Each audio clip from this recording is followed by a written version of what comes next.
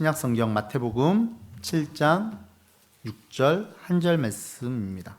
다 찾으셨으면 우리 한 목소리로 함께 읽겠습니다. 시작.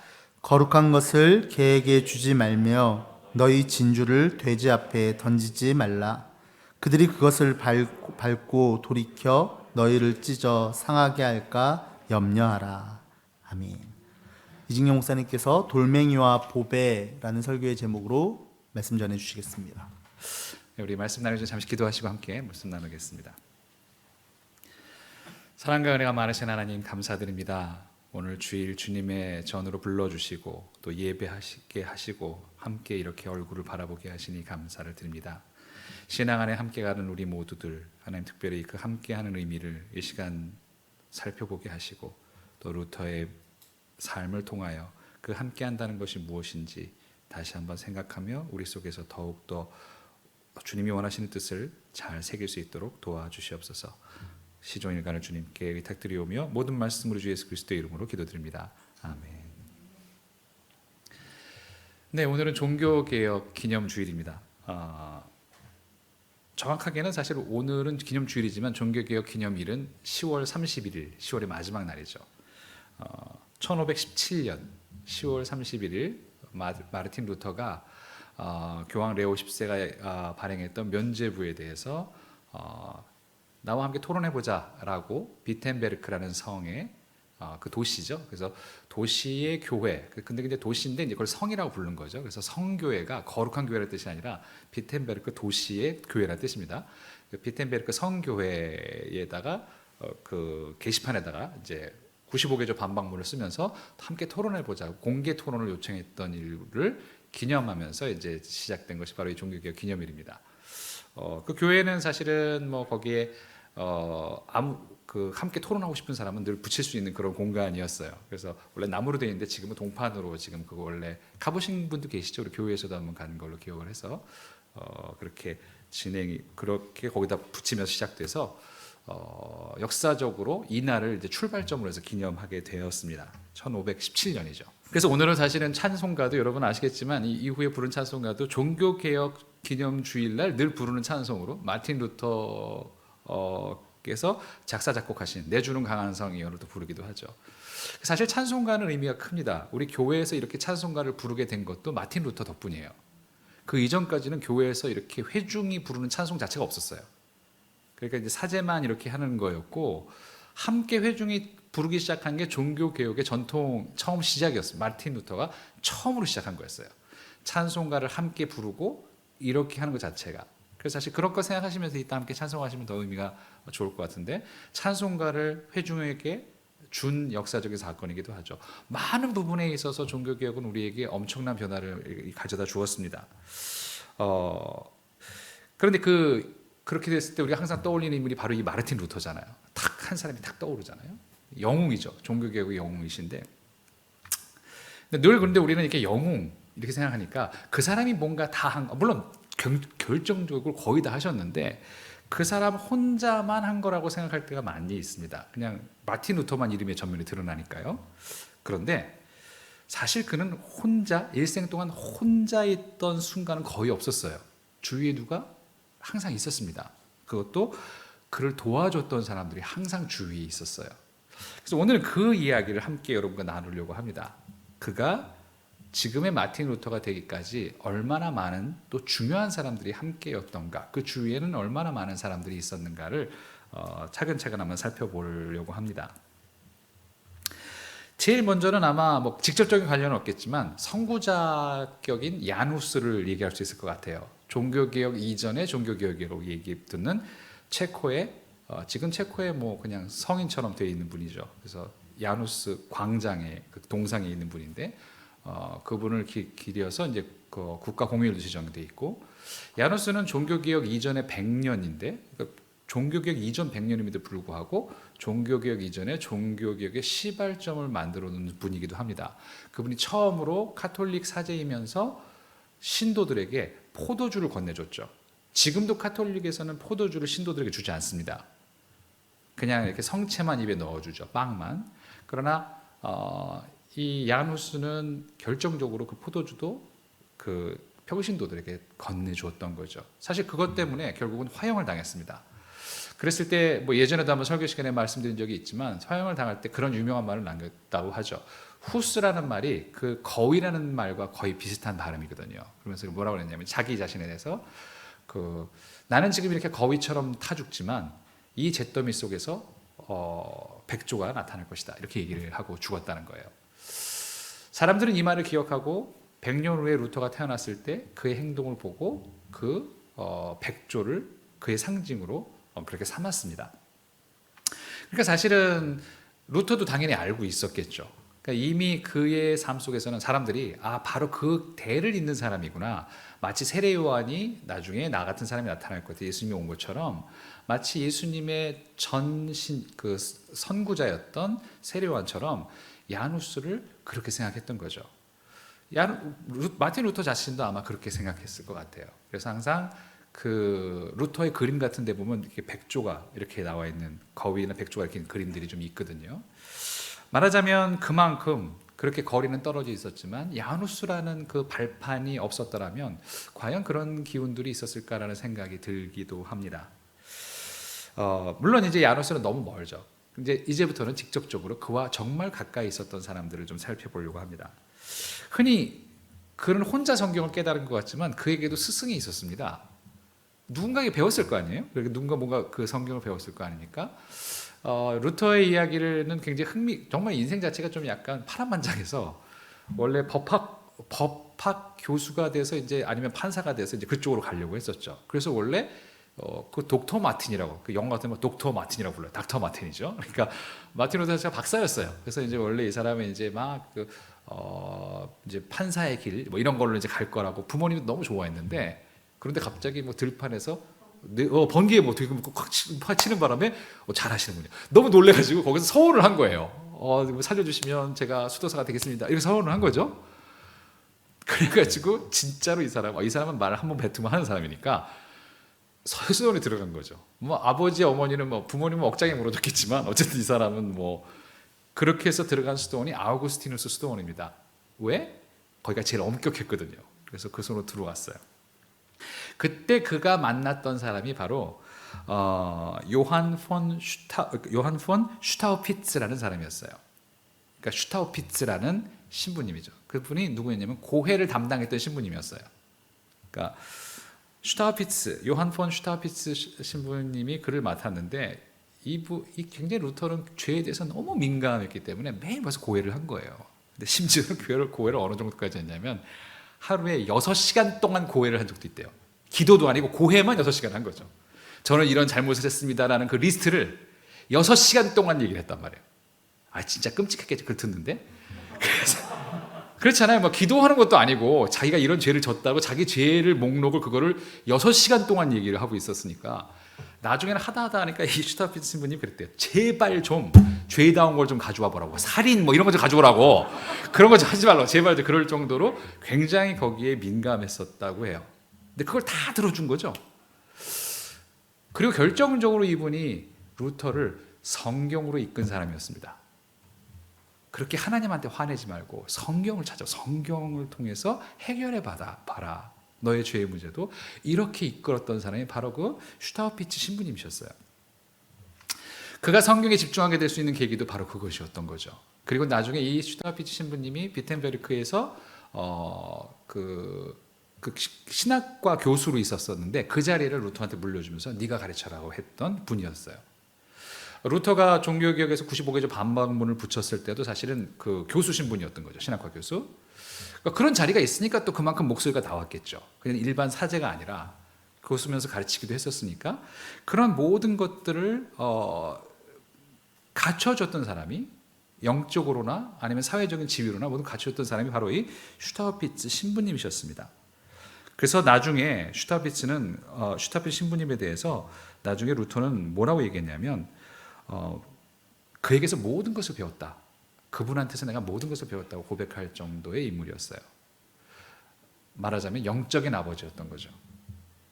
그분은 영적인 아버지로서 스승으로서 그리고 또 종교개혁이라고 하면은 여러분 아시는 것처럼 카톨릭에서 이렇게 완전히 벗어난 거잖아요. 이렇게 퇴출당한 거잖아요. 그랬음에도 불구하고 평생 동안 아주 좋은 우정 관계를 맺었던 참 스승이고 영적 아버지였던 분이 바로 이 슈타우피츠 신부님이셨어요. 이 사람이 없었다면 지금의 루터가 있었을까? 그렇게 힘들었을 것 같아요. 그런 사람뿐만이 아니라 그에게는 보호자도 있었습니다. 여러분, 출교를 당했을 때 출교라는 것은 이제 법적인 것 모든 것을 박탈하는 신분이잖아요. 이제 시민이 아니라고, 시민의 권리가 없다라고 그렇게 내쫓는 행위잖아요. 그러니까 이제 완전히 이 사회 구성원 아닌 외부인, 그냥 외부의 야만인으로 취급해도 된다는 거죠. 그를 죽여도 어떠한 이 사람 자체가 법적인 권리가 없으니까 모든 법적인 권리를 박탈해버린 상태에서 아무나 이를 죽일 수 있었어요. 실제로 죽이려고 했었죠. 그런 시도를 했었죠. 출교를 한 다음에 바로 얘를 암살을 해서 잡아다 끌어 죽이려고 했거든요. 그런데 그때 그거를 알아채고, 미리 계획을 알아채고 그를 납치해서, 그러니까 좋은 의미로 납치해서 숨겨줬던 사람이 있었습니다. 그 사람이 바로 프리드리히 선제후라는 사람이에요.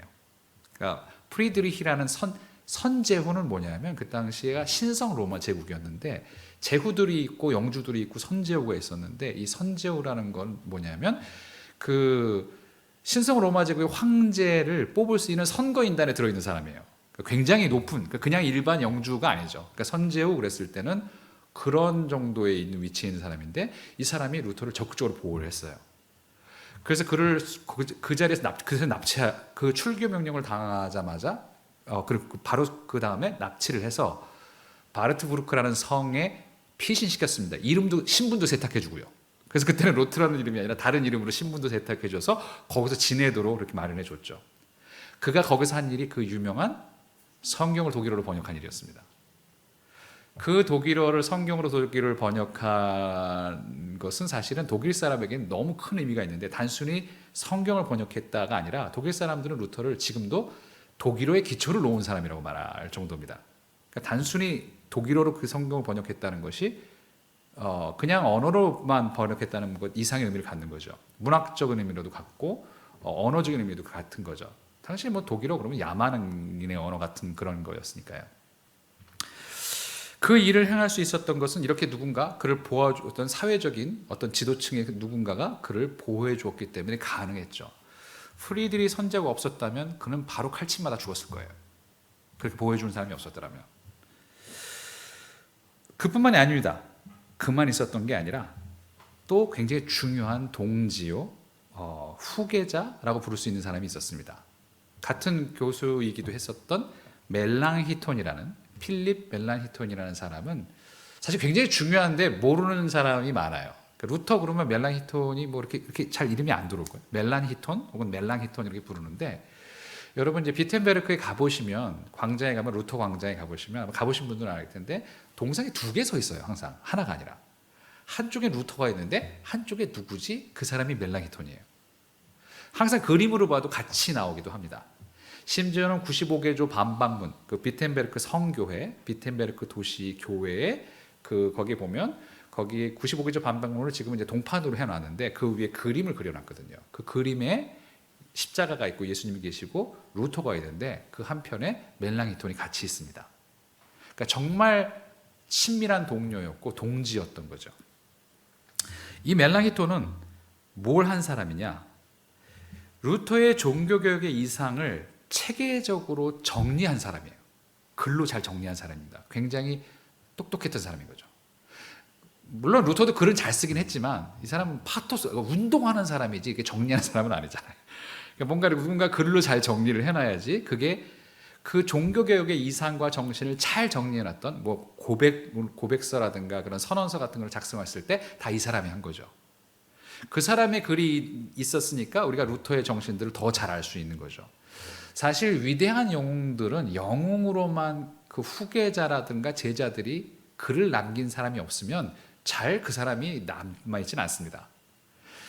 예수님도 그렇고 부처님도 그래요. 석가모니도 만약에 제자 아난이 없었더라면 불경에 남아있지 않았겠죠. 그러면 사실은 석가모니에 대해서는 그냥 존경스러운 한 종교인이라고 생각하지 그에 대한 뭐가 별로 없죠. 예수님도 만약에 제자들이 복음서를 쓰거나 아니면 서신서가 없었더라면 뭔가 그분의 사상을 집약해서 담은 그게 없었더라면 사실 이렇게 기독교가 전해질 리가 없죠. 바울도 없고 복음서 기자들이 없었더라면, 말하자면 그런 역할을 했던 사람이 루터에 있어서 멜랑히톤이 그런 역할을 했던 사람이었습니다. 그래서 심지어는 맨 마지막에 죽었을 때는 그 루터의 무덤이 지금 그 비텐베르크 성교회 그 교회 안에 그 매장이 돼 있거든요. 교회 예배당 안에. 그때 바로 옆에 멜랑히톤이 같이 지금 현재 안장되어 있습니다. 그런 정도의 사람이라는 거죠. 바르트부르크에 있을 때 신약 성경을 좀 번역해라라고 재촉했던 사람도 바로 그 사람이래요. 그게 이런 거죠. 가만히 있으면 뭐하냐, 뭐라도 좀 해라. 좀 이렇게 그냥 하지 말고. 그래서 신약 성경을 번역하라고 재촉했던 사람도 바로 이 사람이랍니다. 그 사람이 없었더라면 지금의 루터가 이렇게 전해졌을까? 루터가 그렇게 있었을까? 그렇게 보긴 힘들죠. 그만큼 지지했던 같은 뜻을 가지고 있었던 동료가, 그리고 그만큼의 학식이 있는 동료가 없었더라면 그의 그런 정신들이 이렇게 유지되거나 널리 전파되지는 않았을 거예요. 그리고 또 이제 마지막으로 도와준 사람 치면은 가장 중요한 사람이 있겠죠. 가장 중요한 사람 누구겠습니까? 카타리나 폰 보라. 네, 카타리나 폰 보라라는 영원한 지지자가 있었습니다. 원래 이 카타리나 폰 보라는 원래 수녀원에서 있었던 수녀님이었죠. 그런데 그걸 박차고 나와가지고 이제 뛰쳐나온 거죠. 파괴를 한 거죠. 근데 그게 파괴한 그 결정적인 계기도 루터가 쓴 글을 읽고 이 사람이 감동받아 파괴했대 나왔대요. 그래서 뭐 이렇게 거기서 파괴 나왔는데, 이분이 굉장히 대단한 그 여성이었던 것 같습니다. 뭐 남자들도 뭐 굉장히 남자들에게도 인정받는 여인이었고, 루터와 결혼을 하게 된 건 정말 루터의 천운이었어요. 왜냐? 이 카타리나 폰 보라는 굉장히 교육받는 부유한 가정 출신의 여성이었는데, 그땐 결혼 후보자를 고를 수가 있었나 봐요. 둘 중에 한 명을 이렇게 딱 선택할 수 있나 봐요. 그래서 이제 카타리나 폰 보라가 이 사람하고 찍었는데 그 사람이 no 거절한 거예요. 거절을 해가지고, 그래서 찍은 사람이 루터랍니다. 그럼 난 이 사람하고 결혼해서 찍은 사람이 루터래요. 그렇게 해서 루터랑 결혼했는데, 사람들은 뭐라고 얘기하냐면 루터가 카타리나와 결혼한 게 아니라 카타리나가 루터랑 결혼했다, 이렇게 얘기할 정도의 사람이었다는 거예요. 그만큼 이분이 통도 컸고, 이분에 대한 일화들이 많습니다.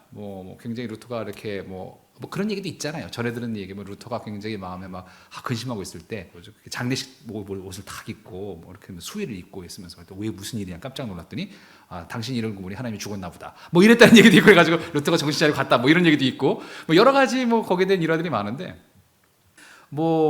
이분이 경제적인 능력도 뛰어났던 것 같아요. 어느 정도까지냐면 이분이 맥주를 제조할 수가 있었대요. 한국에서는 교인이 술을 마시는 게, 우리가 한국 기독교가 들어왔을 때 선교 초기에 이게 술과 담배로 찌들었던 그 일제 시대니까 희망이 없었던 그런 것 때문에 한국에 처음 기독교가 들어오면서 금주 금연 운동을 해서, 지금도 한국 교회 전통으로 남아 있지만 유럽에서는 사실 그렇지는 않거든요. 특별히 유럽에서는 맥주 같은 경우는 수도원에서 맥주들을 많이 제조해서, 지금도 유럽에 나오는 밀맥주 같은 거 보면 상표에 항상 수도사들이 수도원 이름이 찍혀 있곤 하는 게 있죠. 그것처럼 이제 루터도 맥주를 이제 제조를 했는데, 그걸 제조했던 사람이 바로 이 카타리나 폰 보라였고, 그리고 나중에는 이 제후한테 건물을 선물로 받게 돼요. 그 건물을 그래서 그냥 제후로 받은 건물을, 지금 아마 그게 박물관으로, 루터 박물관을 쓰는 건물일 거예요. 그 건물을 받았을 때 그걸 가지고 거처뿐만이 아니라 학생들을 다 모아서 숙식을 하게 만들었던 게 바로 루터가 했던 일입니다. 그러니까 거기 모여서 항상 탁상에서 같이 얘기하고 거기서 토론하고 성경 공부도 하고 이랬겠죠. 근데 그걸 다 먹고 재우고 이래야 되잖아요. 그 돈을 다 마련한 사람이 카타리나 폰 보라예요. 그러니까 정말 재정적으로도 뛰어났던 사람이고, 그 살림을 다 했던 사람이 이 카타리나 폰 보라입니다. 루터가 했겠습니까? 그래서 그걸 루터가 했을 리가 없겠죠. 그러니까 그걸 다 했을 정도의 굉장한 사람이었고, 그녀를 만난 건 루터의 가장 큰 복 중에 하나였죠. 대개 이런 영웅들은 일찍 죽잖아요. 그런데 루터는 그렇게 일찍 죽지 않았어요. 평안하게 굉장히 행복한 노년을 보낼 수 있었던 것도 바로 이 카타리나 폰 보라 때문이었죠. 그래서 루터 그 박물관에 들어가 보면 거기 이제 두 사람이 부부 사진이 있는데, 부부 사진 밑에 저는 그거를 읽고 처음에 거기 갔을 때 너무 인상적이었어요. 그 이제 카타리나를 애칭으로 케테 이렇게 부르거든요. 이렇게 불렀나 봐요. 그래서 케테라고 불렀는데 거기 이렇게 써 있었어요. 나는 나의 케테를 프랑스와도 베니스와도 바꾸지 않겠다. 그렇게 말씀하셨다는 거죠.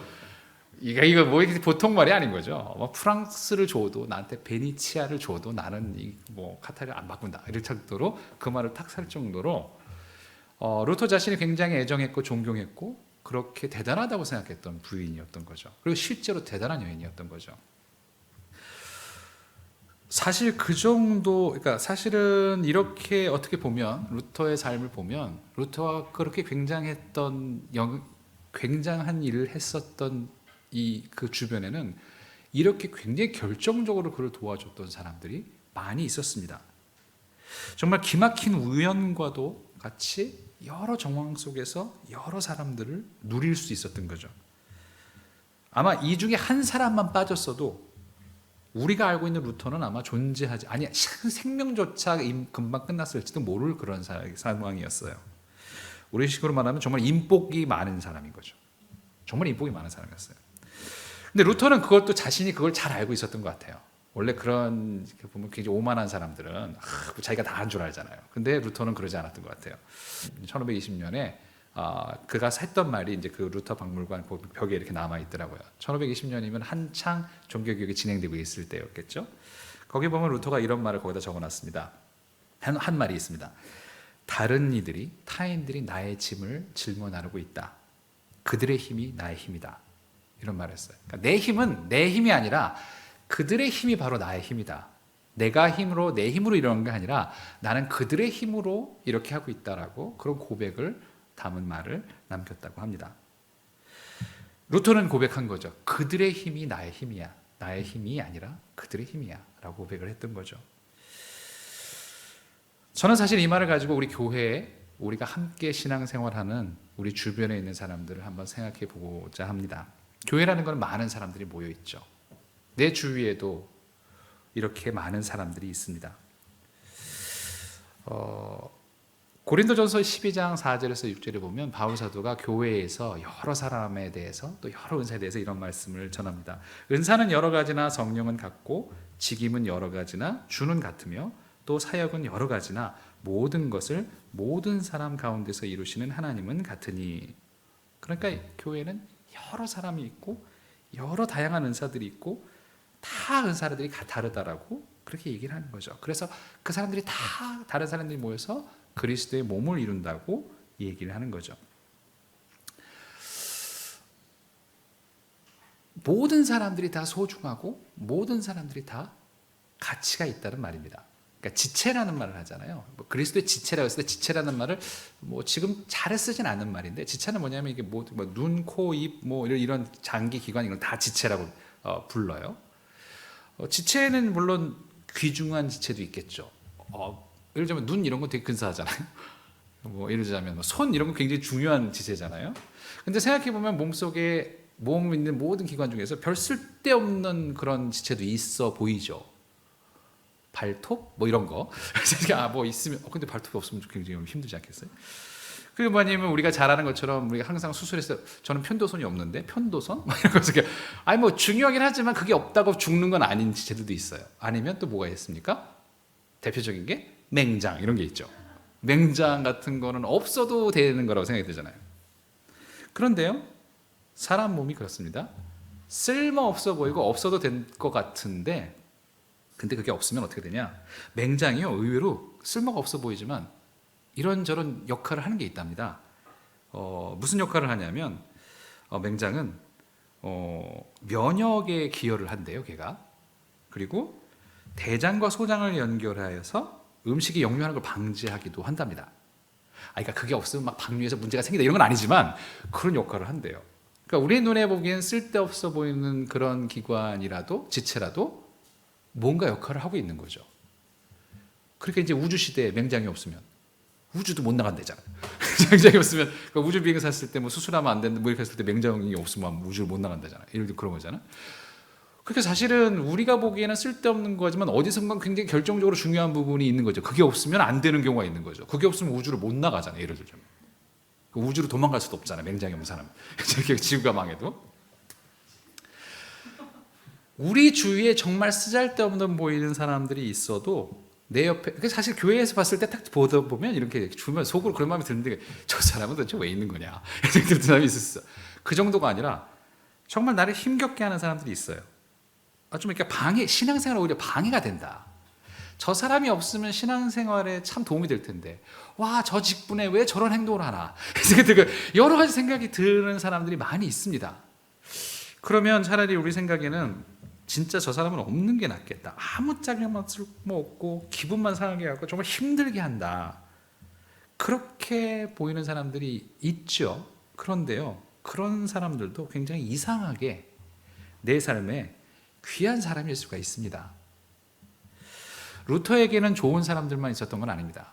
루터를 루터가 되게 만들었던 사람 가운데는 호의적이거나 친구들만 있었던 게 아니라 그에게는 많은 대적자들이 있었습니다. 안티 루터였던 사람이 많았죠. 라이벌도 있었습니다. 그러니까 루터가 인복이 많다라고 했었을 때 여기에는 우호적인 사람들만 있었던 것이 아니라 라이벌, 적들도 있었어요. 아마 라이벌로 제일 먼저 떠오르는 사람이 에라스무스일 거예요. 그 당시에 르네상스 시대 네덜란드 출신의 이 에라스무스는 르네상스 인문주의의 후머니스트의 대표적인 사람입니다. 근데 이 사람도 사실은 사제예요. 에라스무스도 사제였는데 루터가 굉장히 중요한 논쟁을 합니다. 인간의 자유의지에 대해서 논쟁하기 시작해요. 루터가 인간의 종의 의지를 강조했을 때 에라스무스는 자유의지를 강조하면서 둘이 신학적으로 굉장히 큰 논의를 벌입니다. 이런 논의가 없었더라면, 그러니까 시대의 논의 같은 거죠. 시대의 논쟁 같은 게 없었더라면 그의 사상이 깊어지거나 그의 사상이 더 첨예하게 색깔을 갖는데 아마 그런 일이 그런 식이 되질 않았을 거예요. 사실 라이벌이 없을 때 굉장히 큰 문제가 되죠. 그 당시에 그만한 라이벌을 만났을 때 능력이 최대치가 됩니다. 아사다 마오에게 김연아가 없거나 김연아에게 아사다 마오가 없었으면 김연아가 그렇게 보이지 않아도 어느 정도만 70%만 돼도 다 우승하고 메달 따는데 뭐하러 열심히 하겠어요. 예를 들자면. 그런데 경쟁자가 있을 때 그게 자기 능력의 100%, 120%를 끌어올려야 되는 건 경쟁자 때문에 그렇거든요. 좋은 경쟁자를 만나는 것보다 좋은 축복이 없습니다. 그것이 신앙이든 뭐든 업무든 뭐든 경쟁자가 있을 때 그만큼 내 능력치도 그만큼 같이 올라가게 되는 거죠. 그럴 만한 사람들로서 그런 사람들이 주위에 있었어요. 에라스무스가 아주 대표적인 학자였죠. 그 뛰어난 논쟁을 할 수 있었던 사람이었습니다. 그러나 이렇게 논쟁이나 라이벌 정도가 아니라 사실은 비판자들도 있었어요. 그를 비판했던 사람들 중에는 칼 슈타트라는 같은 교수 출신인데 라는 사람이 있었어요. 이 칼 슈타트는 어떻게 비판했냐면 개혁을 한다고 했는데 이런 거죠. 야, 넌 더 갔어야지 이런 거죠. 넌 좀 덜 갔어. 너 그래도 여전히 보수적이야 라고 얘기했던 거예요. 칼 슈타트는 뭘 주장했냐면 성찬에 대해서도 굉장히 급진적인 그 생각을 주장을 했고 그 당시에 종교개혁 때 굉장히 시대에 논란이 됐던 게 뭐냐면 성상에 관한 거였어요. 성상, 성화 이런 거에 대해서 그거를 다 우상 숭배라고 갑자기 그걸 때려 부수고 찢어버리고 이런 기운들이 확 일어난 거예요. 루터는 그걸 반대했거든요. 이러지 마라. 그건 아니다라고 했는데 그때 그걸 때려 부셔야 된다고 생각했던 중에 이제 칼 슈타트는 때려 부수는 게 맞지라고 생각했던 거예요. 왜 거기서 주춤되냐 이렇게 생각했던 거죠. 비겁하다. 칼 슈타트 보기엔 그랬던 거죠. 그래서 그렇게 주장하면서 칼 슈타트는 평신도의 만인사제직의 중심은 평신도여야 된다는 것을 더 아주 극단적으로 더 강하게 어필했던 사람이었습니다. 그래서 루터를 끊임없이 비판을 했었던 사람이죠. 또 한 사람으로는 토마스 뮌처를 들 수 있을 것 같아요. 뮌처는 농민 전쟁에서 루터와 완전히 갈라진 사람입니다. 농민들이 루터의 말을 듣고 막 일어난 거예요. 그래, 이 지주들 나쁜 지주, 되게 지주들이 나쁘잖아요. 우리를 억압했던 지주들을 나쁜 사람들 우리 대항해서 일어나야 돼요. 우리 다 그리스도인, 다 하나님의 아들들이야. 일어나는데 당연히 그래서 농민 전쟁을 일으켰을 때 루터가 자기 편에 들 줄 알았거든요. 우리를 이렇게 생각해 주시니까. 근데 루터가 완전히 거기서 제후들 편을 들었어요. 영주들 편을 들었죠. 그래서 사실 루터의 그거는 많이 비판을 지금도 받긴 해요. 왜 그랬을까? 아마 루터는 그렇게 폭력을 사용하면 안 된다는 거에 대한 자기의 신앙이었을지도 모르겠지만 어쨌든 그걸로 인해서 농민 전쟁으로 농민들이 다 거의 완전히 패배를 한 거죠. 다 죽었던 거거든요. 그때 농민들 편에서 농민들의 혁명을 이끌었던 사람이 바로 토마스 뮌처예요. 토마스 뮌처는 그러면서 이분은 신비주의가기도 하고 또 한편으로는 유아 세례를 인정하지 않는, 그러니까 제세례파의 시초 같은 사람입니다. 자기가 고백해서 신앙으로 세례 받아야 된다라고 생각했던 사람이고, 그러면서 아주 극렬하게 루터의 그런 입장을 비난했어요. 너는 농민들이 이렇게 죽어가고 있는데 네가 지금 그게 제후들의 편을 드는 게 맞냐라고 얘기하면서 아주 루터 입장에서 보면 극단적인 그 종교 개혁주의자였다고 볼 수 있죠. 이런 비판자들 또한 그의 사상과 그의 역할을 맡는데 굉장히 중요한 역할을 했을 겁니다. 그런데 그거보다 더 그게 있죠. 아예 비판자가 아니라 적이 있었죠. 그 적이 바로 그 당시 교황이었던 레오 10세였죠. 면죄부를 판매했고, 그리고 그 판매상, 그 독일에서의 판매를 맡았던 판매상이었던 신부님 요한 테첼 신부님도 있었죠. 그런 면죄부를 팔았을 때 면죄부를 팔고 했던 이 교황들은 어떻게 보면 가장 큰 적이었을 거예요. 용이라고까지 부르고, 바빌론이라고 로마를 바빌론이라고 불렀던 루터가 아주 극렬하게 그 저항했던 거죠. 적이 그만큼 큰 만큼 그도 그렇게 큰 사람이 될 수 있었던 거겠죠. 이 모든 사람들이, 만약에 이 적들이 없었더라면, 그에 대한 비판자들과 또 그를 그렇게 라이벌 같은 사람들이 없었더라면, 그래도 우리가 알고 있는 지금의 루터도 없었을 것입니다. 위대한 영웅은 언제나 위대한 적을 필요로 하죠.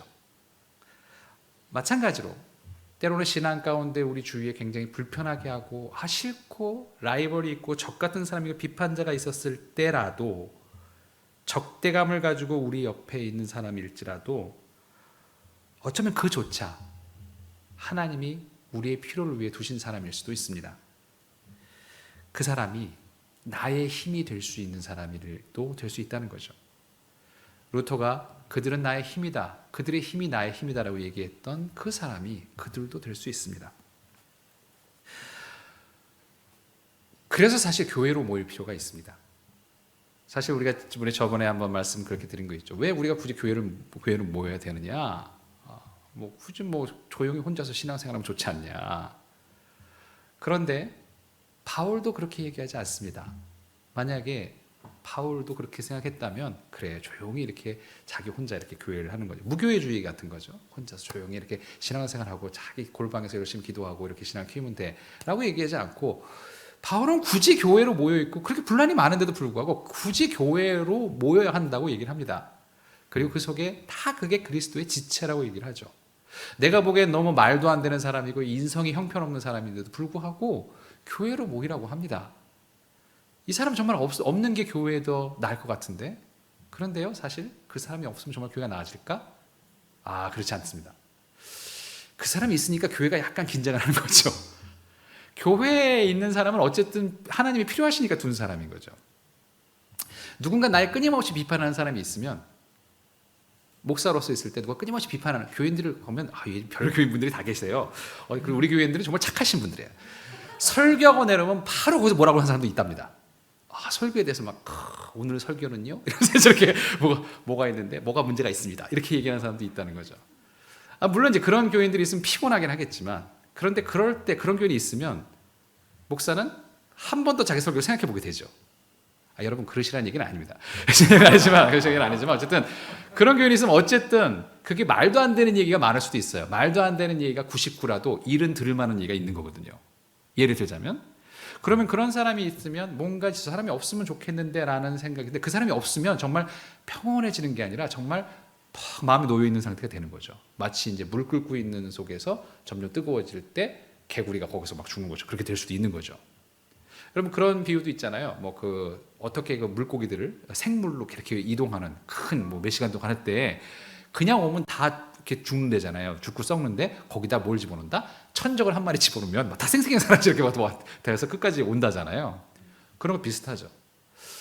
저 사람은 교회에 없었으면 좋겠다라는 사람이 있어요. 어느 교회나 다 있습니다. 저 사람은 없는 게 훨씬 우리 교회에 도움이 되겠다는 사람이 어느 교회나 다 있습니다. 그런데 그 사람이 없으면 좋아질 것 같다? 천만의 말씀이에요. 그렇게 되지 않습니다. 이 사람만 빼면 우리 교회는 천국이 되겠지? 천만의 말씀. 그렇지 않아요. 그 사람이 있으니까 그나마 우리 교회가 긴장을 유지하는 거죠. 뭔가 긴장하고 그 속에서 뭔가 이렇게 생기가 좀 있는 거죠. 그래서 그 모든 사람들이 다 나의 힘으로 하나님이 두신 사람들이고 그도 하나님의 그리스도의 몸을 함께 이루는 지체라는 사실들을 우리가 좀 바라볼 필요가 있습니다. 그래서 우리가 교회로 모일 필요가 있죠. 말하자면 내 주위에 있는 모든 사람들은 다 하나같이 보석들인 셈이에요. 사실 오늘 본문은 뭐 사실은 좀 그건 거고 좀 오늘 본문은 오늘 제 말씀은 맞지는 않죠. 왜냐하면 이제 오늘 본문의 이야기가 거룩한 것을 개에게 주지 말고 진주를 돼지 앞에 던지지 말라 이런 말씀. 사실 이 말씀은 그 메시지의 그 소중함을 아무렇게나 함부로 하지 말라는 그런 말씀이겠죠.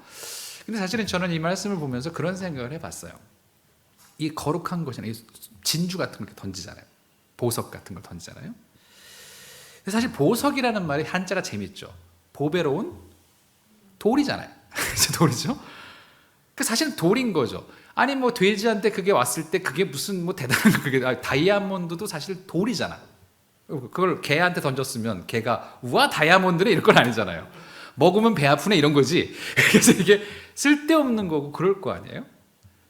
그런 거 같은 거죠. 다이아몬드도 누구에겐 그냥 돌멩이일 수 있는 거예요. 근데 반대로 이렇게 생각을 또 해봤어요. 반대로 보자면 이런 거겠죠. 다이아몬드로 보지 못하면 그냥 내가 보배로 보지 못하면 내가 돼지나 개가 될 수도 있겠구나라는 생각도 말씀을 읽어보면서 했습니다. 내가 정말 이 보석을 보석으로 보배로 보지 못한다면 그냥 돌멩이로 보고 있다면 그럼 내가 개가 돼지가 되겠지. 하나님은 나에게 이 사람을 어쨌든 보물로 주신 건데 보물로 쓰라고 주신 건데 옆에 두신 건데 나는 한낱 돌멩이로 바라보고 돌덩이로 필요 없는 돌멩이로 바라보고 있다면 어쩌면 이 말씀이 나에게도 해당되는 말이 아닐까라는 생각을 해보았죠. 물론 이 말이 그런 뜻은 아니지만 그런 생각을 해봤습니다. 우리 속담에 구슬이 서말이라도 꿰어야 보배라는 속담이 있죠. 보석이 아무리 많으면 또 뭐합니까? 잘 꿰매야 되는 거죠. 그것이 아마 우리가 이 교회에서 해야 될 일인지도 모르겠습니다.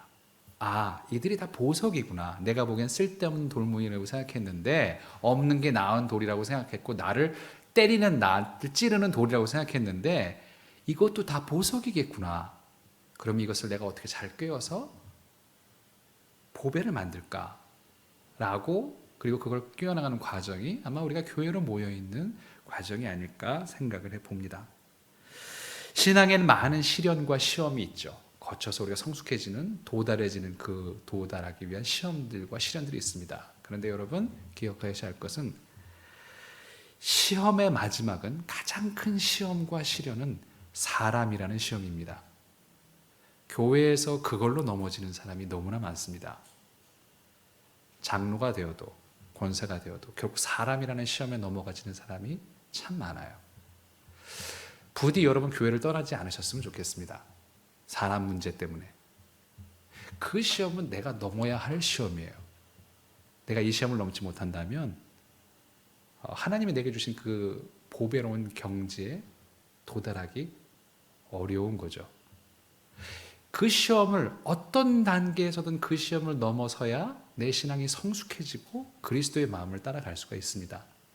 그러니까 나가는 쉬운 길보다는 계속 그 속에서 그 시련을 당해내고 시험을 통과해가는 그런 마음으로 그래서 이 구슬을 내가 어떻게든 깨어서 서마를 깨어서 보배로 만드는 그런 마음들을 가지고 서로를 대했으면 좋겠습니다.